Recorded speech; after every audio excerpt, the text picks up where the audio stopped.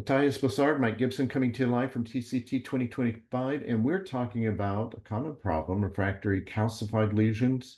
Are you going to do high pressure balloon angioplasty, or are you going to use intravascular lithotripsy? Talk to us, Matthias, about what you did and what you found.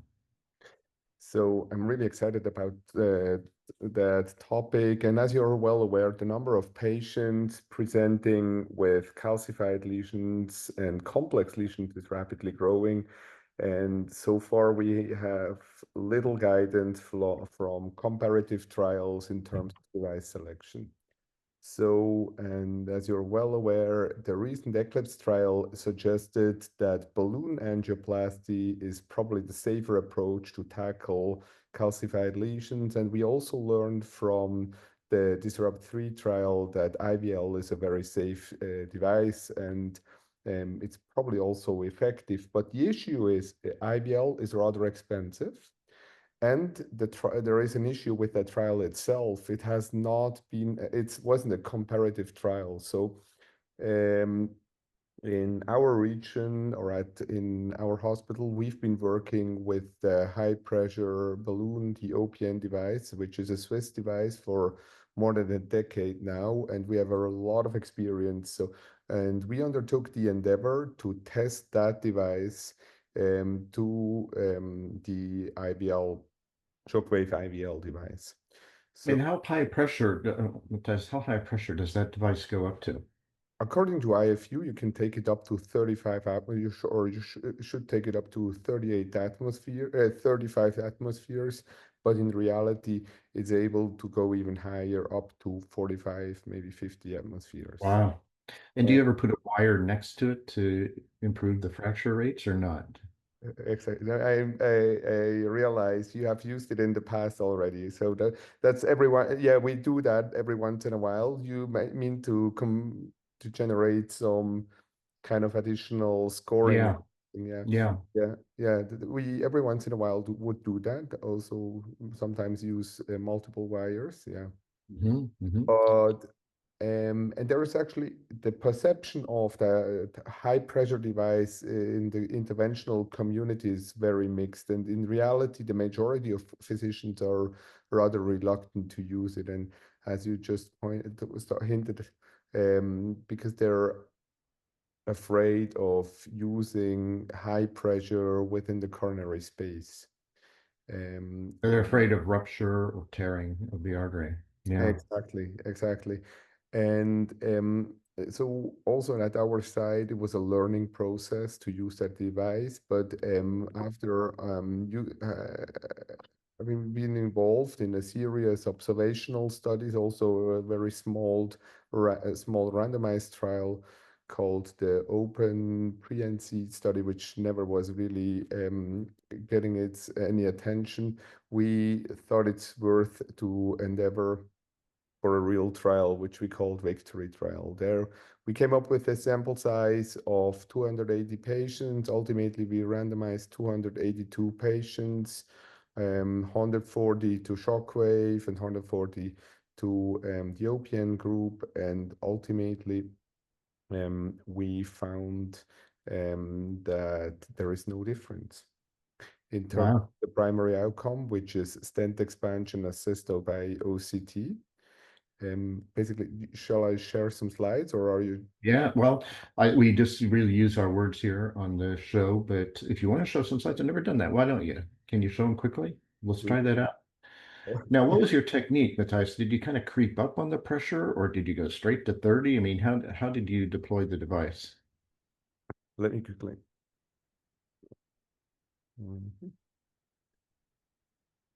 Can you see? Can you see me? Hmm. Yeah. So basically, just to highlight what kind of lesions we included in our study. So we initially had a plan to involve into that trial, which ultimately ended up with three sites, two in Switzerland and one in Canada, Hamilton, from McMaster University. And we also pitched it to the FDA because there was a bigger plan involved. We wanted to involve some US sites, but for financial reasons, we couldn't go that road. route down, but we had the protocol reviewed and approved by the FDA. So those are our main inclusion criteria. We made sure that we include severely calcified lesions, and those lesions are certainly tougher than the ones they had included into Disrupt 3. So coming back to your question, here's the study design again outlined, lesion preparation with OPN or IVL, stent implantation. The final outcome or primary outcome was final stent expansion assessed on OCT with the Abbott software. And the patients had a follow-up at 30 days. The trial is ongoing. We'll provide long-term outcomes in the future. So for the device sizing, actually, that's an important point. We specified that in the protocol. We made sure that interventionalists involved into the trial be very mindful about selecting their devices. With the OPN, it's very important that you undersize the device because it's not necessarily the pressure that causes the rupture, it's the oversizing of the device.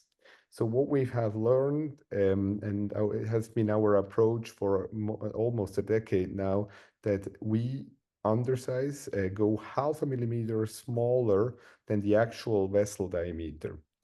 This is actually a very safe approach if you involve intravascular imaging.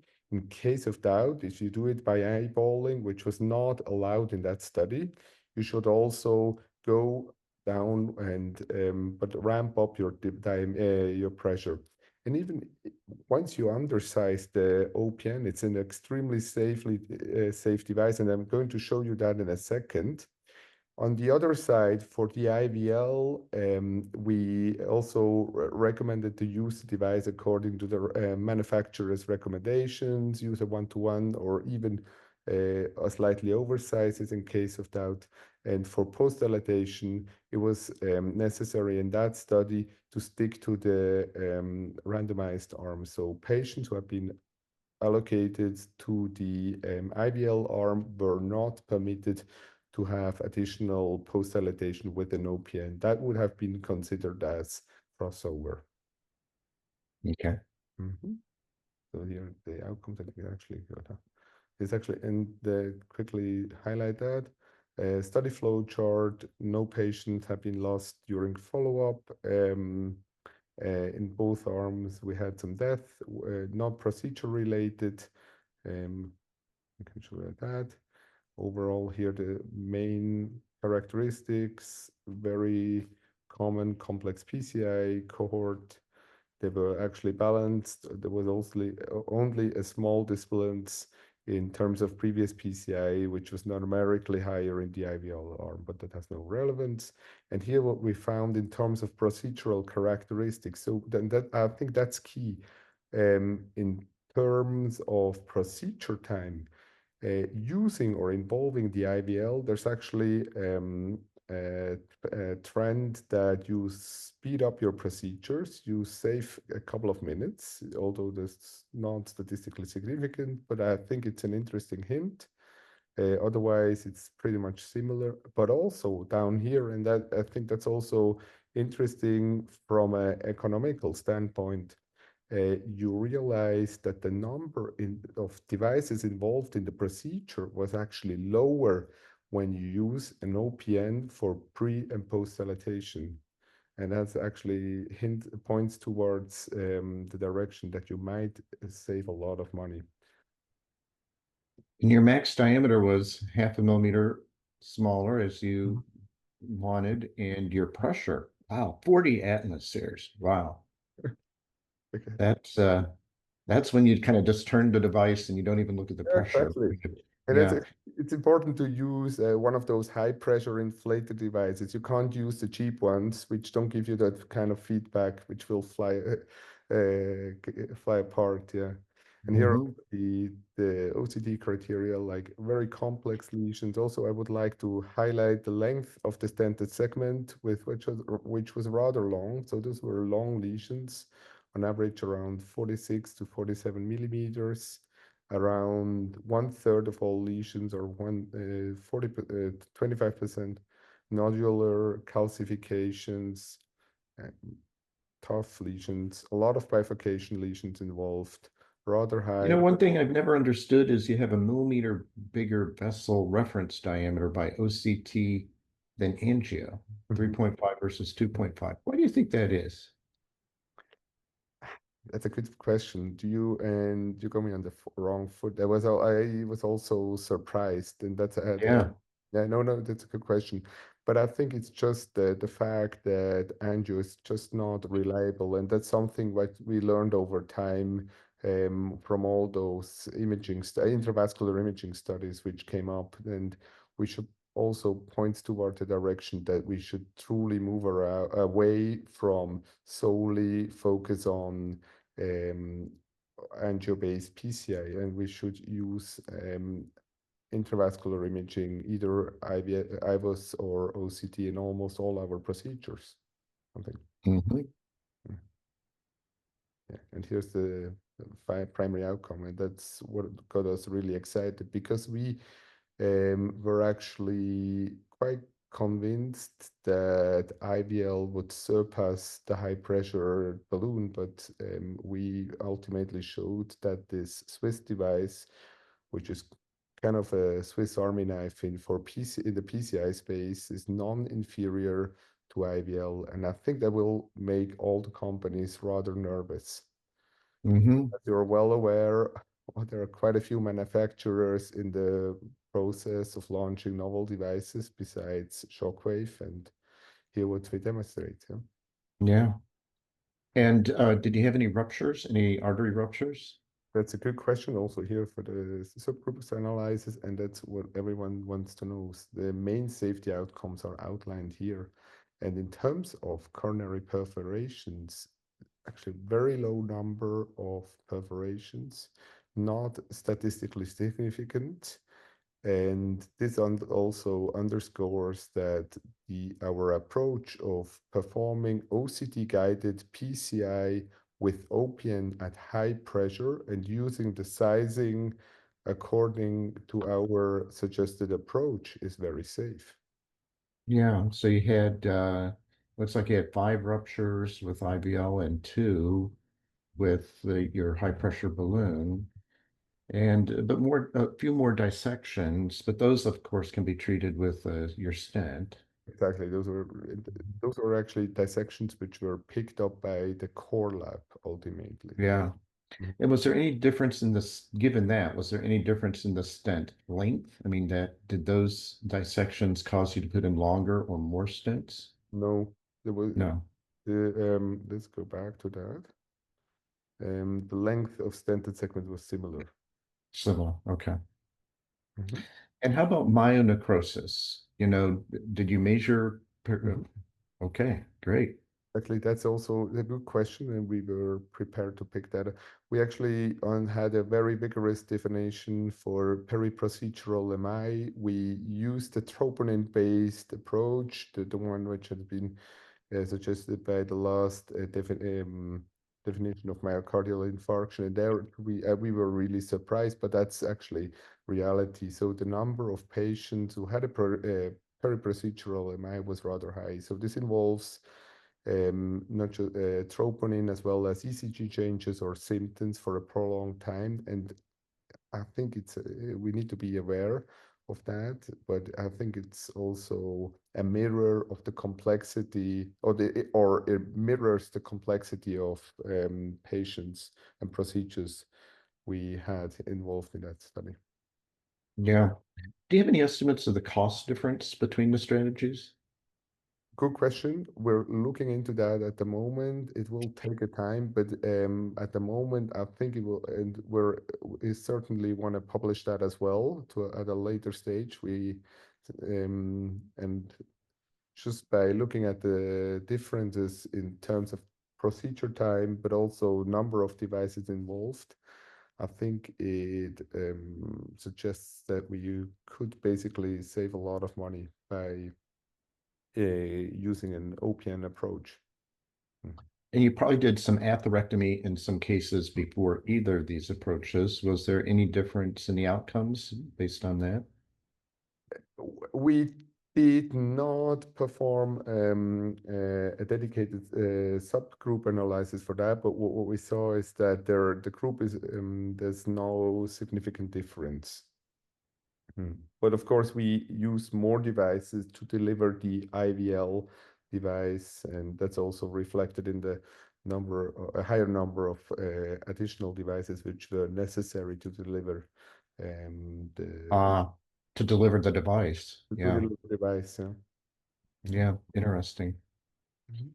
Wow. All right. Well, what do you think? Is this ready for practice? Where are you going to do IVL now? Are you going to do it?